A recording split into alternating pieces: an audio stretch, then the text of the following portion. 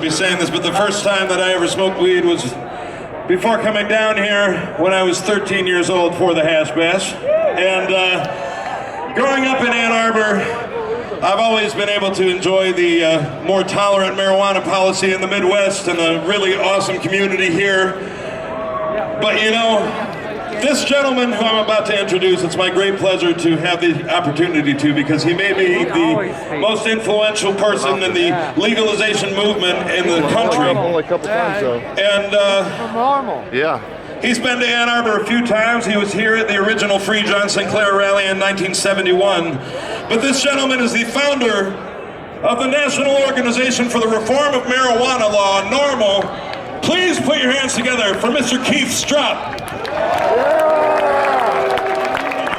Thank you, friend. I'm a 75-year-old public interest lawyer from Washington, D.C. I smoke pot and I like it a lot. There is absolutely nothing wrong with responsible use of marijuana by adults. And it doesn't matter whether you smoke it for medical reasons or recreational reasons. It's simply none of the government's business. There's nothing wrong with smoking pot. NORML has always stood for the elimination of all penalties for the personal possession and use of marijuana. We think consumers have the absolute right to grow their own marijuana. And we also favor a legally regulated market, because for most of us, we're not going to take the time to learn the skills to grow good marijuana. We're going to go to a nice dispensary and buy it. We want a safe and secure environment where we can buy our marijuana. We want it tested in a laboratory that's been confirmed by the state to be accurate, so we know there's no dangerous pesticides or there's anything that's going to bother you when you smoke it, moles in particular. And we also want it labeled accurately. A lot of what you hear today on products, when it's tested in a real laboratory, it doesn't measure up to that. But in the legalization states, like you folks, I'm delighted to say, are going to have over the next year, you know the strength of the THC, you know the strength of the CBD. And I think over the coming years, as we learn more about terpenoids, I'd like to see the terpenoids listed on the label as well. It seems to me that we can help direct the newly legal marijuana industry more nearly like the wine industry and less like the alcohol and tobacco industries. There may be 2 or 3 big players, but there's room for tens of thousands of small vineyards, in this case, people, small growers, small processors, and that's where we need to head the industry. Now, I want to say one thing, is that it's an incredibly wonderful time to be alive if you're a marijuana smoker. When a Gallup poll had just done their first poll asking Americans how they feel about marijuana smoking in 1969, the year before we founded NORML. Before that, they didn't even think it was an important enough question to ask. At that time, 12% of the country supported what we were trying to accomplish, and 88% were opposed to it.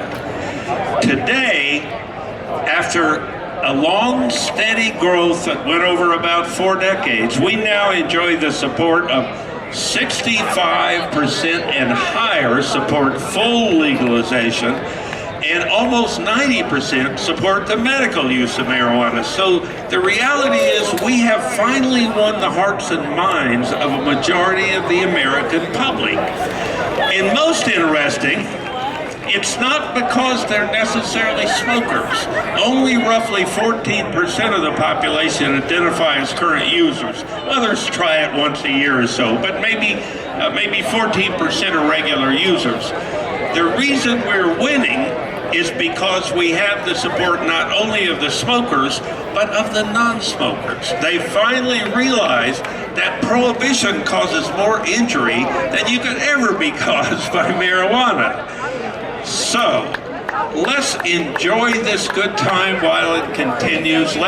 We still have a number of states. We had over 500,000 marijuana arrests last year in this country. Thankfully, most of them aren't as serious as they used to be, but they still had people who lost their jobs and got thrown out of school and all of that. But that's changing. Every year we pick up 1 or 2 or 3 or 4 more states for legalization. And in the end, I like to remind people, this fight is only incidentally about marijuana. It's really about personal freedom. And with your help, we're going to continue to restore a measure of personal freedom to the lives of tens of millions of responsible marijuana smokers all across this country. Stay high, get up, stand up, light up, and let the world know how you feel.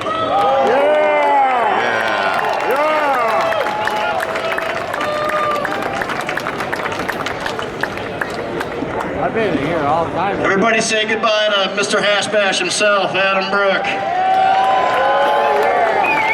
Let's hear it for Keith Stroup again. That was great. Thank you. Okay, so just as we've heard today from some people, let's hear it for him, Danko. All right, Hashbash. How you feeling out there? Congratulations, because you guys won a huge battle this past year. But the war continues, and there's 3 things we have to remember. We got to get the prisoners out of jail for nonviolent marijuana offenses and the records expunged. We got to have social use of cannabis. We got to have places to gather and get together. And we got to be able to continue to grow our own.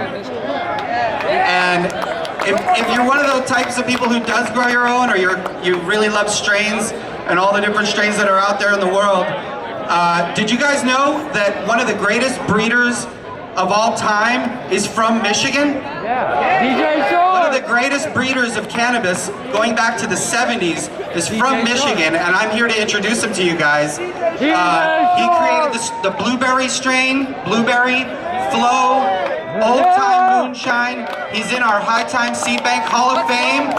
Give it up for DJ Short.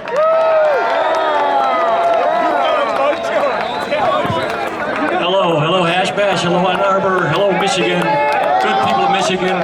Thank you for doing the right thing and getting us to this point, all right? Thank you to the university for letting us be here and all the great people that put this together for us. This is really a great thing. I hope to see everybody here next year as well, and maybe a few more. Now, we got a little ways to go yet, right? I mean, we got pot legal, but I can't go anywhere right now and legally buy it unless I'm a patient, correct? But it's coming, we're gonna make that happen. That's our job, we have stuff to do in that capacity.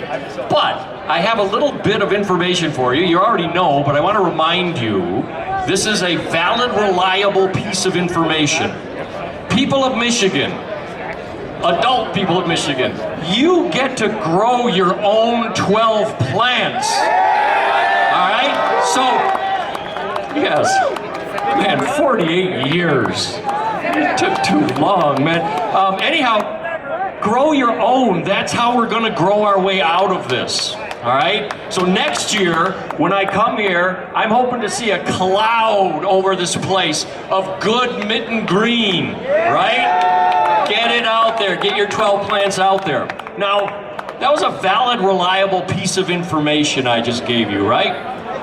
That's all we need is valid, reliable information.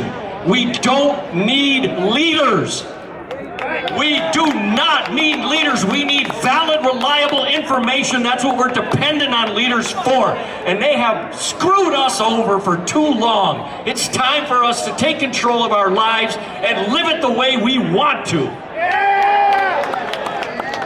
Yes, you betcha, man. And you know, maybe you can't buy it in the shop, but hey, there's a little over there. Maybe there's some over there. I'm not outing you, but I am supporting the black market, or whatever you want to call it. Just get the herb out there, man.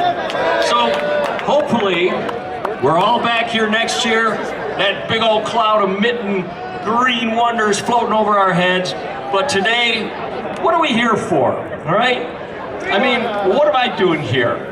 I'm preaching to the choir, right? So let's learn a little song from the past, from the 70s.